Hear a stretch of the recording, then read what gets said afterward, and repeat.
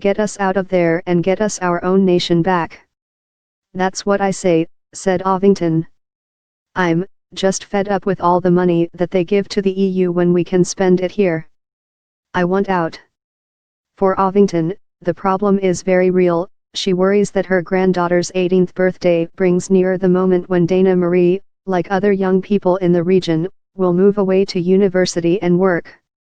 Ovington hopes Brexit means the local council can claim funds that in her view are currently being misdirected into Europe, and invest them in a future for local young people. At the moment there is no future for them, there's nothing, she said. So out of Brexit, they'll get more funding, help the kids more. Skegness, Lincolnshire populations on the coast are typically older, whiter, less well-educated and poorer than the average. In 2013, Skegness was designated the most deprived seaside area in Britain in a study by the Office for National Statistics, ONS. And in 2016 the constituency returned the biggest Leave vote in the country, at more than 75%, according to Hanready. Skegness was the site of the first Butlins holiday camp for workers in the 1930s, and is still a popular seaside destination in the summer. But it sits in a poor farming region and has yet to attract year-round visitors. The mean age of just over 44 in Skegness is older than the English average of just over 39, census data from 2011 shows. More than 93% of people in the area said they were white and of English or British nationalities, compared with just under 80% in England on average. Around 40% of people in the Skegness area said they had no qualifications. It's been going downhill for a long time, said Dana Marie of the town, adding she would have voted to leave the EU if she had been old enough. She is studying biology, sociology and health and social care at school, and works part-time in a Burger King. Obviously it's seasonal, so during the summer it's really good, but during the winter it's terrible. On a Sunday night in a pub in Wainfleet near Skegness, father and son John and Andrew Eldon were almost the only customers. John, 77, said that to stay in Europe would be to be ruled by a load of boneheads. I voted out. Because I remembered how good it was before we went in. Eldon and his son, a heavy goods driver and mechanic, spoke heatedly about how there has been diminishing care for old farm hands in the region who have been afflicted by arthritis after years harvesting cabbages. Now, they said, locals are undermined in the jobs market by immigrants from Eastern Europe who have freedom of access, and also compete for schools and health care. Redcar, North Yorkshire. A militant mood is mounting in Redcar, a small town devastated in 2015 by the closure of its steelworks with the loss of around 3,000 jobs.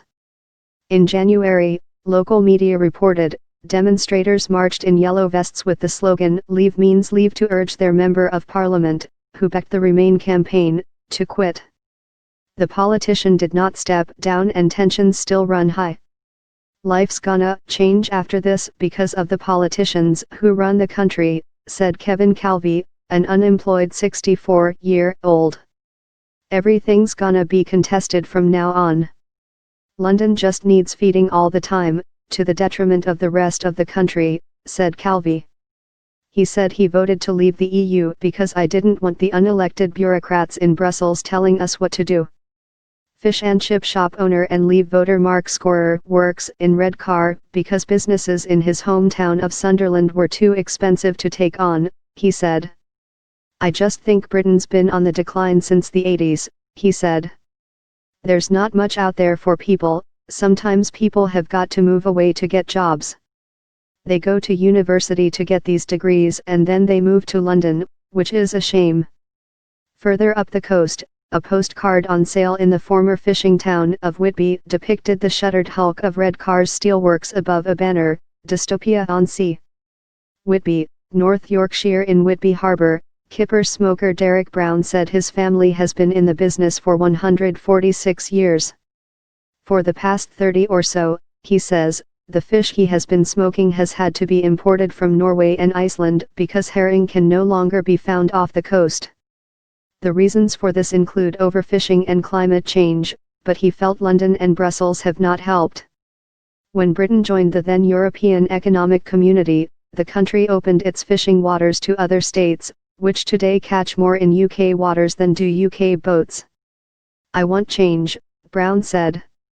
Hopefully we'll get our fishing grounds back. Pay in the Whitby area has picked up since 2010, but still lags the British average. A higher than average share of people say they have no qualifications, and in the 2011 census, 97% gave their nationalities as white English or British variants. I think leaving would be the best option, she said, sitting next to a skeleton outside her tea rooms. I don't think you can trust any of the government at the moment. Morecambe, Lancashire on the northwest coast, fisherwoman Margaret Owen, just back from delivering a batch of sprats to feed the seals in Blackpool Zoo, was boiling over at the politicians' ignorance. She said it was preventing her from earning a living. In the summer months Owen, 66, uses a half net, an ancient technique dating back to the Vikings to catch salmon and sea trout as they head upriver. The job is dangerous. Users manipulate a device like a cut-down soccer goalpost while standing in deep, fast-running water. Owen has until recently been licensed to fish in this traditional way. But now salmon are an endangered species, and from this year she has been told that EU regulations mean she must discard any salmon she catches. This, she says, is unrealistic, not least because she sometimes fishes at night. I stand in the water up to my chest, she said. It can be pitch black, turbulent, raining, sands going from under your feet. You get it, the fish, in the net, it goes right to the back of the net.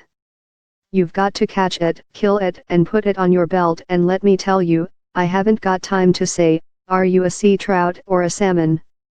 Owen said she originally wanted out of the EU, we were hoping for a change for everybody. But now, she says she has changed her mind, because talks so far don't look like delivering what the fishing industry hoped. Other fishermen in Morecambe Bay gather shellfish, such as cockles and mussels, for export, mainly to southern Europe. Leaving could restrict their access to European markets, but two of them said they still wanted out, even though they worried about the potential impact on their business. UK cockle fisheries made over £4 million in 2017. The EU was originally set up for fair trading, said one of these fishermen, Michael Wilson, but it hasn't worked out like that. We've countries joining with no money and we were providing money, so it was time to get out or go independent, I think. Brighton, East Sussex. The Leave vote cuts little ice in Brighton on the south coast, one of the few coastal towns with a clear majority in favour of remaining in Europe. In the wealthier part of town, almost 3/4 of voters wanted to stay in Europe. I believe that the Leave campaign was based entirely on lies and there was no way I was going to vote in support of that, said Ruby McMahon, a 22-year-old literature graduate who works in a clothing store. She came to Brighton in 2015 to go to university, and said she stayed because she had been raised in a very conservative backwards town. McMahon, like the Ovingtons in Skegness, said her vote was partly driven by her aspirations for the future. But where the Ovingtons want more opportunities at home, McMahon worries that Brexit will damage her chances of living and working outside England. Once outside the European Union, Britons may no longer enjoy freedom of movement. I'm scared of how badly handled it's been, she said.